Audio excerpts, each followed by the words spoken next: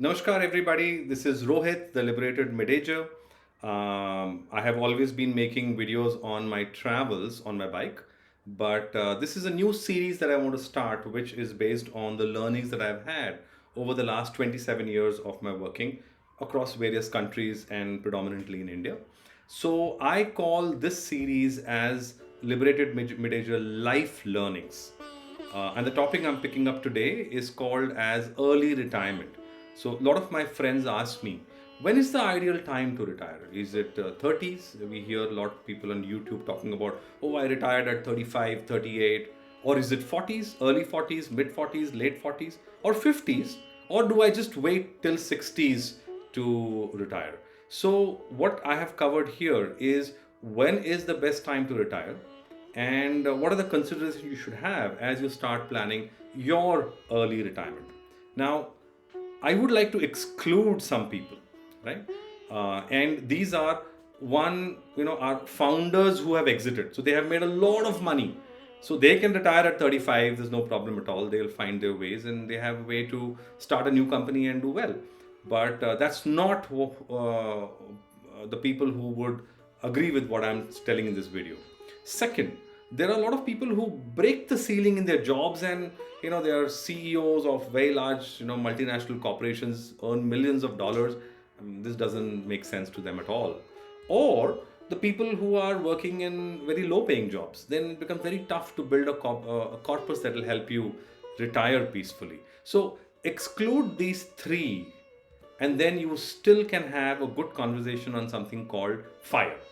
Now, what is FIRE? FIRE is financially independent, retire early. So, if you go to YouTube, you will find a lot of people talking about FIRE.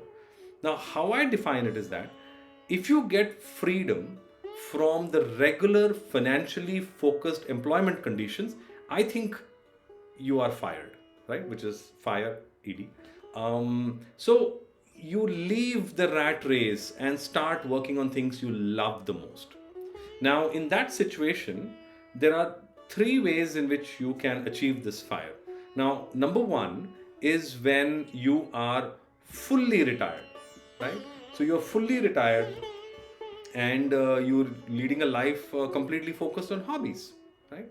The second is that you might take a less demanding role in work and then you focus on your hobbies. So I have one of my mamas who did this, very successful banker, but moved into a CSR activity, which he liked the most. And then he retired at 60. I think that also is early retirement because you're focusing on what you love the most. And the third, you retire, but you work in areas that might not be financially rewarding, but they align with values and you're really busy. It could be an NGO, it could be a farmland, or whatever you think is useful for you. Now, what have I done? I have taken the first route. I have fully retired and I lead a life completely focused on my hobbies. So my experience and thought processes are more based on that.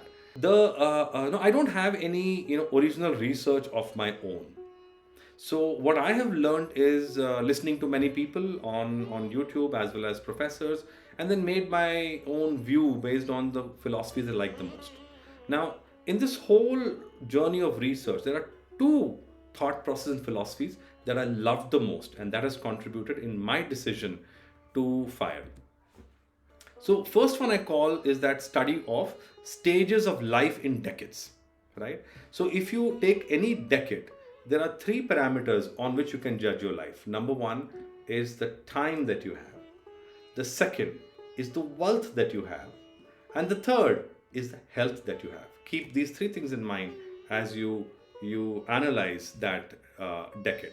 So now let's take the first decade of our life, which is the 20s and 30s, right? So obviously you have lot of time, right? You're young, you can work very hard.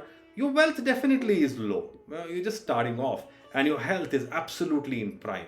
Now, this is where I feel that the young people should just focus on working, and that's what Alibaba says. Just focus on working, gaining skills in your 20s. Don't get into FOMO and FOLO or YOLO or whatever.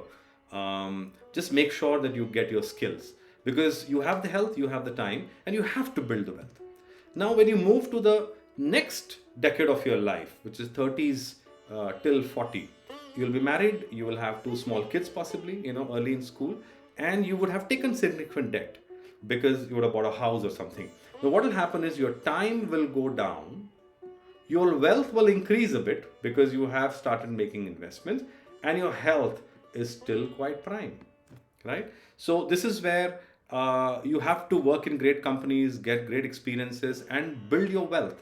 And I call this as a black hole period. You have to keep investing because you'll not lose your job. You will work very hard, and you work with great managers and build yourself. So this is the 30s and 40s. Now, if you retire here, the problem is that your kids are too small. You don't know what they will do in life and what is the capital you require for that. So 30s and 40s is all for building your capital. Now 40s and 50s is a very interesting, 41 to 50. This is where people start getting into senior positions. Your earning increases drastically. So obviously your wealth will show a good amount of increase. Your time will come down drastically because you are handling senior positions, you have people to handle, and your time is pretty low. And your health is still good, but there are a lot of people who will start developing diabetes, hypertension, stress, obesity, and all that. So obviously it will come down a bit. So just keep that in mind that your health is going down. And at this stage, you will have two middle school kids, so you have to plan for their future, and you might have a second debt also. So it's a time that you can make, cover a lot of road because your earning potential is very high.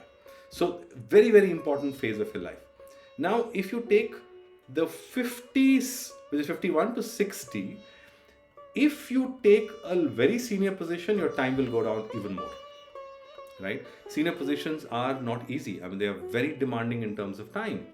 Your wealth will definitely increase, right? You will earn a lot, but your health will start coming down, right? So you have to start focusing on that, and that's something which has to be kept in the mind.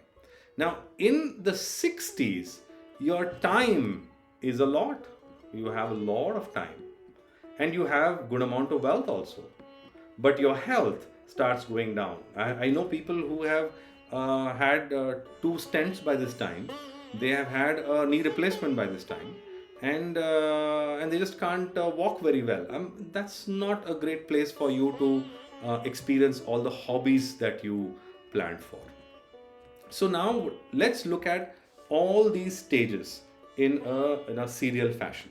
So if you're seeing here, your time is progressively coming down, and it will come down by the time you reach 50, and then suddenly increase. Now, are you prepared for this increase in time? As to what you will do is something that you have to think about.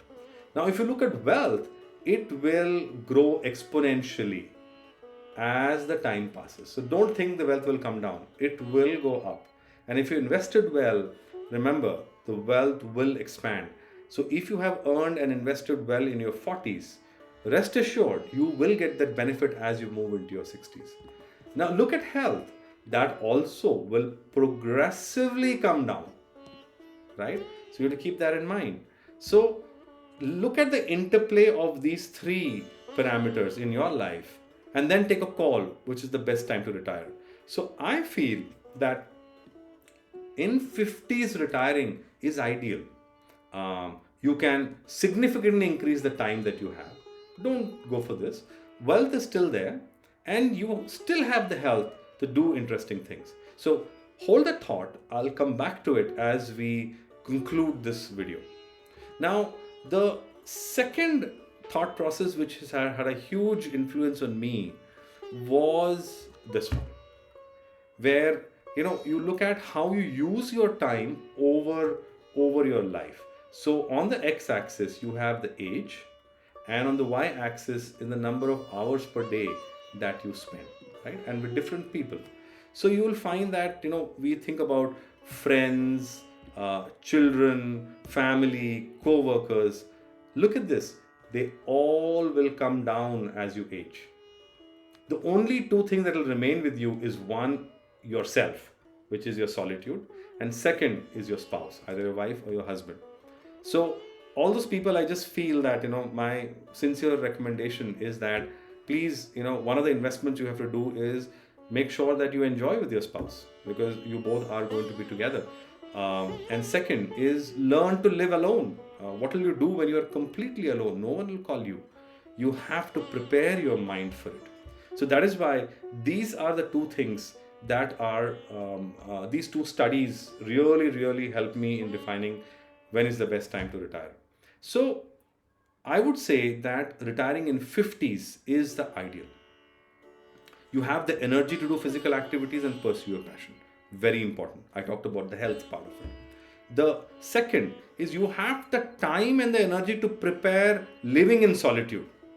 So just imagine you're 60, 62 and you retire, and suddenly, there's no one to talk to. So, and you don't have the energy to go for long walks. Now, I go for walks for 2 hours, 3 hours, and prepare my mind to say, in case no one is talking to me, how do I manage myself? That is a preparation that you can do when you are in your 50s. You have a clear understanding of what capital needs are there. So just take an example of a person who is retired and his child is 6, 7 years old. What if they become a tennis prodigy? You need a lot of money to take them across the world as well as the country. Have you planned for it? So if you have waited till 50, then one of your child will be in college, second one would have finished school possibly, and you exactly know what they will do and what path they're taking. So your capital is very well aligned to your kids' needs, and that's why you would have. And in case you need a little more, work for a year more, no problem at all. A couple of years, and it should meet your needs.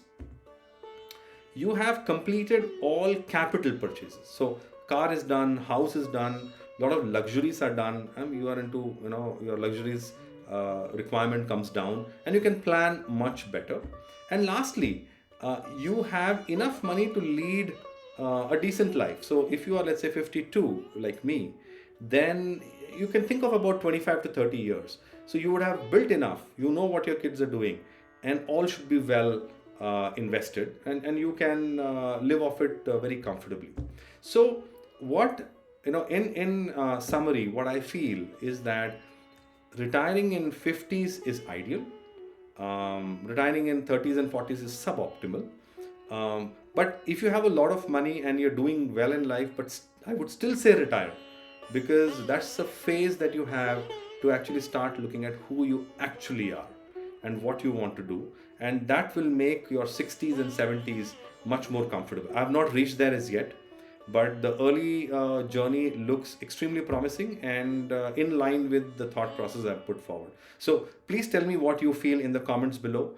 Like this video, subscribe my channel, and I'll keep coming up with more thought process as a part of my life learnings. Namaskar. Thank you so much for watching.